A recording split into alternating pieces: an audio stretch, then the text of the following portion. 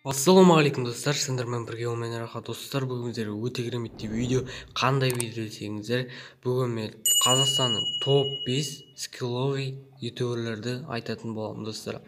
Ал енді достар, видеоға кеттік. Готе. Достар, мінекей 5-ші орында бізде Ероха достар. Ероха өте керемет ойнайтын ойыншы. Маған оттяжка бәрі ұнайды достар. Скиллы бәрі тамаша достар. Сондықтан достар, мен 5-ші орынға Ероханы қойған болатынмын достар. Ал енді достар, келесі орынға кеттік. Готе. Достар, мінекей 4-ші орында бізде Шелзи достар. Шелзи өте керемет ойнайды. ПК-мен ойнайды, оттяжкасы бәрі ауыр достар. Сондықтан достар, мен Шелзиді 4-ші орынға қойған болатынмын достар. Ал енді достар, келесі орынға кеттік. Готе. Достар, мінекей 3-ші орынға да келіп жеттік.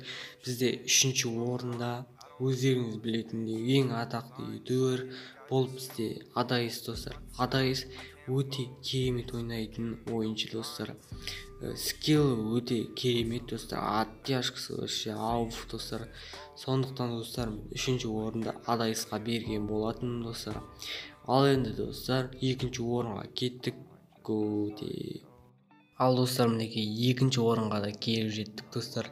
2-ші орында бізде бәріңіз білетіндей Нұрстайл достар.